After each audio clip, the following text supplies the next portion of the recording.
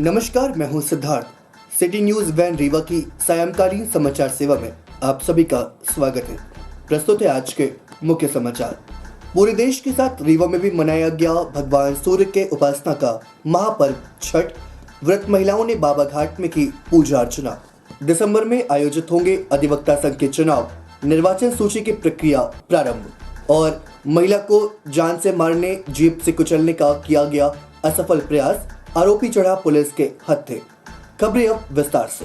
पूरे देश के साथ रीवा में भी मनाया गया छठ महापर्व। डूबते एवं उगते सूरज को महिलाओं ने दिया अर्घ। आपको बता दें कि भगवान सूर्य के उपासना का महापर्व छठ रीवा में भी धूमधाम के साथ मनाया गया। व्रती महिलाएं पूजा अर्चना के लिए शहर के बिहार नदी के किनारे बाबा घाट पर पहुंची, जहां पर अस्ताचलगामी यानी डूबते सूर्य को अर्घ देकर मन्नत मांगी गई। व्रती महिलाओं के साथ ही उनके परिजनों ने भी छठ मैया का विधिवत पूजन अर्चन किया। इस दौरान महिलाएं छठ मैया की महिमा का बखान करने वाले गीत गाती रहीं, जिसमें कांचे ही बास की बहंगी लचकत जाए, वाह केरवा जे फरीला घवदी के तापर सूगा मिडराए जैसे गीतों को गाकर पूजा अर्चना की गई। पर्व को मद्देनजर रखते हुए दोपहर बाद से ही व्रत रखने वाली महिलाएं और उनके परिजन बाबा घाट पर पहुंचने लगे। फल फूल और छठ पूजा के अन्य सामानों से भरी डलिया, दौरी, सूप सिर पर रखे लोग उनके पीछे पीछे चले जा रहे थे। हाथों में कलश और जलते दीप लिए व्रती महिलाएं भी दोपहर बाद से ही घाटों पर पहुंचने लगी। व्रती महिलाओं के पीछे पीछे चल रही महिलाओं और युवतियों की टोलियां छठ मैया की महिमा की बखान के गीत गाते चली जा रही थी। शाम के वक्त डूबते हुए सूर्य को अर्घ्य देकर अपने पुत्र की दीर्घायु और परिवार की सुख समृद्धि की कामना की। छठ पूजा के लिए बिहार नदी के किनारे लोगों के पहुंचने का अनुमान था, इसलिए नगर निगम ने कर्मचारियों की ड्यूटी लगा रखी थी, जहां पर साफ सफाई एवं प्रकाश की व्यवस्था की गई थी। साथ ही पूजन अर्चन के लिए आने वाले अन्य लोगों के लिए भी पेयजल एवं अन्य व्यवस्थाएं दी गई।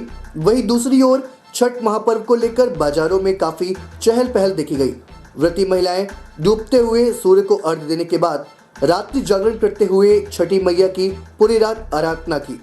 इसके बाद गुरुवार की सुबह उगते सूर्य को अर्घ्य देने के बाद महिलाओं ने व्रत का पारण किया। प्रस्तुत है महापर्व छठ की एक झलक। कलेक्टर के निर्देश पर अतिक्रमण के खिलाफ बड़ी कार्यवाही। बड़ी पुल से कब्रिस्तान तक हटाया गया अतिक्रमण हटाने के दौरान नशीली कफ सिरप की शीशियां एवं नशीली गोलियों का मिला अंबार। पुष्पराज नगर मोड़ के समीप नशे का अड्डा बन चुके चाय पान गुमटी सहित कई दुकानों पर अतिक्रमण हटाने की बड़ी कार्यवाही की गई है। आपको बता दें कि जन सुनवाई के दौरान collector doctor Ilaiya Raja T से स्थानीय लोगों ने शिकायत की थी। कलेक्टर के निर्देशन पर नायब तहसीलदार यति शुक्ला के नेतृत्व में नगर निगम प्रशासन ने अतिक्रमण हटाने की कार्यवाही की। जिस समय नगर निगम प्रशासन के द्वारा अतिक्रमण हटाने की कार्यवाही की जा रही थी, उस समय चाय पान की गोमटी के हटते ही भारी मात्रा में नशीली कफ सिरप की शीशियां एवं नशीली गोलियां भी बरामद हुई। आपको बता दें कि दर्जन भर दुकानों को अतिक्रमण में हटाया गया। स्थानीय लोगों के द्वारा जन सुनवाई में कलेक्टर से ये शिकायत की गई थी कि यहाँ असामाजिक तत्वों का जमावड़ा लगता है। कलेक्टर के निर्देशन पर आज कार्यवाही के दौरान तकरीबन 1 दर्जन से अधिक अतिक्रमणकारियों पर कार्रवाई की गई। कार्रवाई के दौरान कई दुकानदार अपनी गोमती लेकर निकल गए, लेकिन कईयों को नगर निगम ने जेसीबी के माध्यम से धराशायी कर दिया। इस दौरान कोतवाली थाना प्रभारी आदित्य प्रताप सिंह सहित भारी संख्या में पुलिस बल भी मौजूद रहा। प्रस्तुत है नायब तहसीलदार यति शुक्ला से प्राप्त जानकारी के अंश।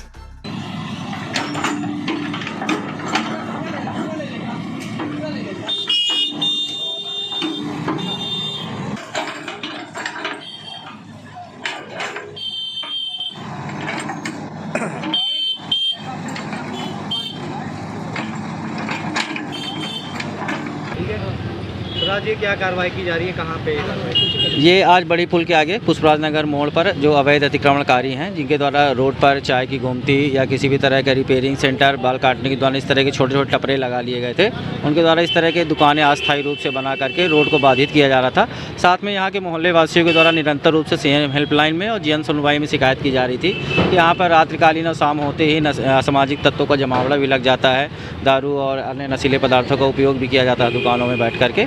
उसी को लेकर के आज नगर निगम के उड़न दस्ता दल और थाना प्रभारी सिटी कोतवाली और जिला प्रशासन के द्वारा पर संयुक्त रूप से यहाँ पर अतिक्रमण हटाने की कार्यवाही की जा रही है। कितनी लगभग दुकानें रही होंगी अवैध? ये कम से कम यहाँ पर 1 दर्जन से ज़्यादा दुकान, 1 दर्जन के आसपास दुकानें हैं। इनको हटाने की कार्यवाही यहाँ पर की जा रही है। दुकानदार स्वयं से भी अपना अतिक्रमण हटा रहे हैं। रीवा में करैया के निकट महिला को जान से मारने के लिए जीप से कुचलने का किया गया असफल प्रयास, आरोपी चढ़ा पुलिस के हत्थे। आपको बता दें कि चुरहटा थाना क्षेत्र स्थित करैया में पारिवारिक विवाद के कारण एक महिला को जान से मारने का असफल प्रयास किया गया। प्राप्त जानकारी के अनुसार आरोपी विपुल सिंह पिता कृष्णपाल सिंह ने पुराने पारिवारिक विवाद के चलते अपने ही परिवार की महिला कुसुमकली सिंह के ऊपर जीप चढ़ाकर हत्या करने का प्रयास किया गया। बताया जा रहा है कि जब एक बार आरोपी जीप चढ़ाने में नाकामयाब रहा तो उसने दोबारा फिर जीप चढ़ाने की कोशिश की, लेकिन महिला टक्कर लगने से समीप ही गिरी, लेकिन ज्यादा गंभीर चोटें नहीं आई। आरोपी विपुल सिंह के ऊपर चुरहटा थाना में धारा 307 के तहत मामला पंजीबद्ध कर उसे 24 घंटे के अंदर गिरफ्तार कर लिया गया। वहीं इस दौरान चुरहटा थाना प्रभारी ने बताया कि इस घटना के बाद आरोपी युवक के साथ स्थानीय लोगों द्वारा की गई मारपीट की घटना में मामला दर्ज कर इसकी जांच भी की जा रही है। प्रस्तुत है चुरहटा थाना प्रभारी विद्यावरित तिवारी से प्राप्त जानकारी के अंश।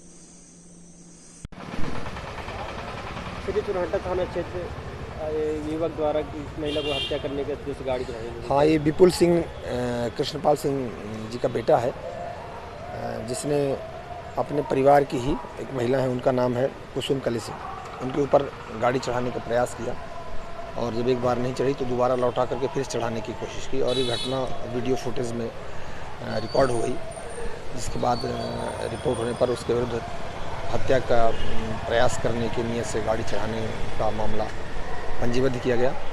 आरोपी की गिरफ्तारी की गई है और जिसे जेल भेजा गया है। एसपी ने चुनाव के मद्देनजर थाना प्रभारियों को दिए निर्देश, एनडीपीएस के 5 मामले दर्ज तो होगी जिला बदर की कार्रवाई। आपको बता दें कि आगामी पंचायत चुनाव को लेकर पुलिस ने सक्रियता बढ़ा दी है। चुनाव के दौरान पुलिस नशा कारोबार पर शिकंजा कसने के लिए अब उनके खिलाफ जिला बदर की कार्यवाही की जाएगी, ताकि चुनाव के समय वे जिले से बाहर रहे। पुलिस अधीक्षक नवनीत भसीर ने सभी थाना प्रभारियों को सख्त निर्देश दिए हैं। जिले में नशीली सिरप व गांजा का कारोबार करने वाले कारोबारियों को पुलिस प्राथमिकता से ले रही है। जिन पर भी 5 से ज्यादा अपराध होंगे उनके खिलाफ जिला बदर की कार्यवाही कर कलेक्टर न्यायालय में पेश किया जाएगा, ताकि चुनाव से पहले उन सभी को जिले से बाहर का रास्ता दिखाया जा सके। इसके अतिरिक्त अन्य आरोपियों के खिलाफ प्रतिबंधात्मक कार्यवाही की जाएगी। यदि कार्रवाई के बाद भी वे कारोबार करते हैं तो उनको एक निश्चित अवधि के लिए जेल में निरुद्ध कर दिया जाएगा। दरअसल पंचायत चुनाव की हलचल तेज हो गई है, जिसकी वजह से पुलिस आदतन अपराधियों, गुंडा, बदमाशों, नशा कारोबारियों सहित अन्य प्रकार के अपराधों में शामिल सभी आरोपियों पर कार्रवाई करेगी। उन सभी लोगों को चिन्हित किया जा रहा है जिनसे चुनाव में शांति व्यवस्था भंग होने का खतरा हो। एनडीपीएस के आरोपियों के शराब तस्करों के रिकॉर्ड भी पुलिस खंगाल रही है। पैकारियों सहित बड़ी मात्रा में शराब की सप्लाई करने वाले आरोपियों के खिलाफ भी पुलिस कार्रवाई करेगी।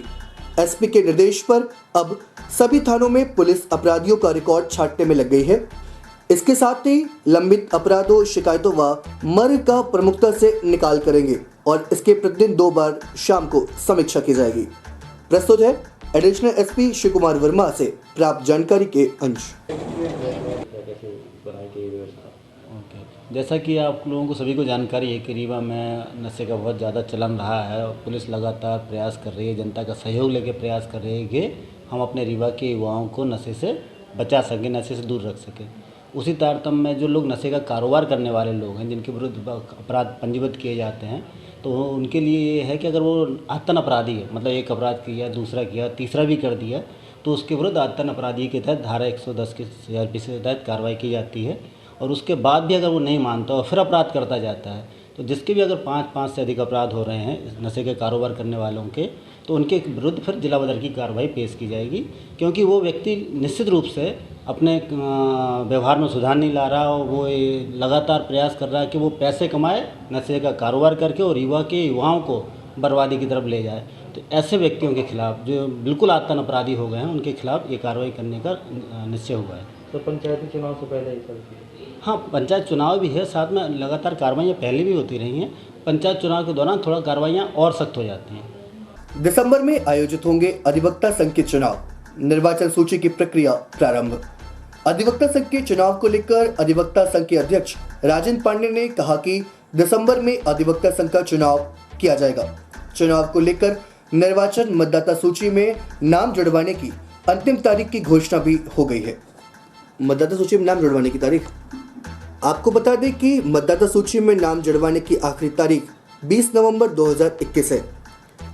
4 बार से अधिवक्ता संघ के अध्यक्ष रहे राजेंद्र पांडे ने आज अपने कार्यालय में पत्रकार वार्ता का आयोजन किया, जहां उन्होंने जानकारी देते हुए कहा कि वर्ष 2019 में अधिवक्ता संघ चुनाव हुआ था, जो अब सितंबर में समाप्त हो चुका है। कार्यकाल समाप्त होने के 3 माह के अंदर चुनाव होना अनिवार्य होता है, जिसके लिए तैयारियां शुरू कर दी गई हैं। आने वाले दिसंबर माह में अधिवक्ता संघ का चुनाव कराया जाएगा। चुनाव को लेकर अधिवक्ता संघ के अध्यक्ष के द्वारा अधिवक्ताओं से अपील की गई है कि वो निर्धारित समय में अपनी फीस जमा कर निर्वाचन मतदाता सूची बनाने में सहयोग करें। आपको बता दें कि अध्यक्ष राजेंद्र पांडे द्वारा बताया गया कि विगत 3 बार से निर्वाचन करा रहे शारदा प्रसाद मिश्र को इस बार भी निर्वाचन अधिकारी नियुक्त किया गया है, जो दिसंबर माह में चुनाव संपन्न कराएंगे। प्रस्तुत है अधिवक्ता संघ के अध्यक्ष राजेंद्र पांडे से प्राप्त जानकारी के अंश। आम चुनाव संपादित होना है। अधिवक्ता संघ का कार्यकाल 2 वर्ष का है। संविधान के अनुसार 2019 सितंबर में विगत चुनाव हुआ था, इसलिए 2021 में सितंबर में कार्यकाल खत्म हो गया है। संविधान के अनुसार कार्यावधि समाप्त होने के बाद 3 महीने के अंदर निर्वाचन कराया जाना आवश्यक। तो सितंबर के बाद अक्टूबर, नवंबर, दिसंबर तक वैधानिक रूप से अधिवक्ता संघ के आम चुनाव कराए जाने चाहिए। जैसे ही कार्यकाल खत्म हुआ वैसे ही हमने सितंबर के पूर्व अगस्त में ही 5/8/21 को हमने नोटिस जारी कर सभी अधिवक्ताओं से आग्रह किया कि आप अपने अपने जो मासिक शुल्क है उसको जमा कर दें, जिससे विधिवत मतदाता सूची का निर्माण किया जा सके। इसके बाद हमने 22/9 को सूचना जारी की, फिर 26/10 को सूचना जारी की। अब चौथी बार फीस जमा करने की अंतिम तिथि 20/11/21 निर्धारित की जाती है। इसके बाद किसी की कोई फीस नहीं प्राप्त की जाएगी। मतदाता सूची का प्राथमिक प्रकाशन 23 नवंबर 21 को किया जाएगा। मतदाता सूची के प्राथमिक प्रकाशन के बाद अगर कोई आपत्ति प्रस्तुत होती है तो उनका निराकरण करते हुए हम 30/11 को मतदाता सूची का अंतिम प्रकाशन करेंगे। मतदाता सूची का अंतिम प्रकाशन करने के बाद निर्वाचन अधिकारी की नियुक्ति घोषित की जाएगी और निर्वाचन अधिकारी से यह आग्रह किया जाएगा कि 20 दिसंबर के पूर्व वो इसका मतदान करा लें, जिससे दिसंबर माह में निर्वाचन की प्रक्रिया समाप्त हो जाए और नई कार्य समिति का गठन हो जाए। हमारे निर्वाचन के निर्वाचन अधिकारी श्री शारदा प्रसाद मिश्र जी होंगे, जो पूर्व से 3 चुनाव कराते चले आ रहे हैं। उनसे सहमति प्राप्त की जा चुकी है और वोटर लिस्ट का अंतिम प्रकाश होने के बाद सब कुछ निर्वाचन संबंधी कार्य उनके हाथ में सुपुर्द कर दिया जाएगा। जब तक 2008 के पहले तक नेशनल लेवल पर एग्ज़ाम नहीं होता था तो अधिवक्ताओं की संख्या सैकड़ा के ऊपर जाती थी। 2008 से सुप्रीम कोर्ट ने जब से निर्धारित किया कि एलएलबी करने के बाद आपको एक टेस्ट देना पड़ेगा और जब टेस्ट आप क्वालिफाई करोगे तभी आप लाइसेंस होल्डर बनोगे। तो मुश्किल से 10 से 15 बच्चे आते हैं, इससे ज़्यादा नहीं आ पाते। अब जो आते हैं वो वकालत करने ही आते हैं, केवल लाइसेंस लेने नहीं आते। आज की खबरों में बस इतना ही। कल फिर होंगे आपसे मुखातिब कुछ नई खबरों के साथ। तब तक के लिए हमें इजाजत दीजिए। नमस्कार।